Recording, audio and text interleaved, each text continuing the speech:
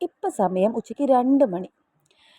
എനിക്കിപ്പോൾ ബിരിയാണി കഴിക്കാൻ പൂതി. ഈ 2 മണിക്കൊക്കെ നമ്മൾക്ക് മെനക്കെട്ട് ബിരിയാണി ഉണ്ടാക്കാനൊന്നും പറ്റില്ലല്ലോ. അപ്പം ഞാൻ എന്ത് ചെയ്തു, ഒരു കുക്കർ ബിരിയാണി ട്രൈ ചെയ്യാമെന്ന് വിചാരിച്ചു.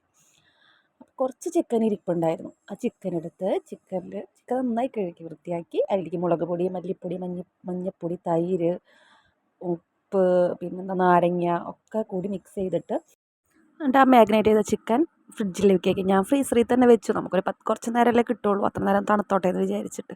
പിന്നെ കുക്കർ എടുത്ത് അടുപ്പത്ത് വെച്ച് അതിലേക്ക് ഓയിൽ, നെയ്യ് ഒഴിക്കുന്നവർക്ക് നെയ്യ് ഒഴിക്കാം. എന്നിട്ട് ആ സ്പൈസസ് ഇടാം. സബോള, തക്കാളി, പച്ചമുളക്, ഇഞ്ചി വെളുത്തുള്ളി പേസ്റ്റ് എല്ലാം ഇട്ടിട്ട് നന്നായിട്ടൊന്ന് ഒരു 2 മിനിറ്റ് കുക്കറിലിട്ടിട്ടൊന്ന് വഴറ്റിയെടുക്കാം.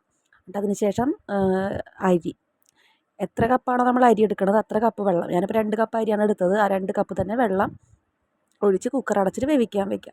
ഒരൊറ്റ വിസിൽ അടിച്ച് പിന്നെ തീ ഓഫ് ചെയ്തിടാം. തീ ഓഫ് ചെയ്തതിന് ശേഷം കുക്കറിൻ്റെ താൻ ആ ഒരു എയർ പോണ ഒരു ടൈം ഉണ്ടല്ലോ, അത്രേ അത് മതി. അതിന് നമ്മുടെ ബിരിയാണി റെഡി ആയിട്ടുണ്ടാവും. ബിരിയാണി കുക്കർ തുറന്ന് മല്ലിയിലയും കുറച്ച് നെയ്യും മേലോട്ട് ഒഴിച്ച് നമ്മുടെ പാത്രത്തിലേക്ക് സെർവ് ചെയ്ത് നമുക്ക് കഴിക്കാം.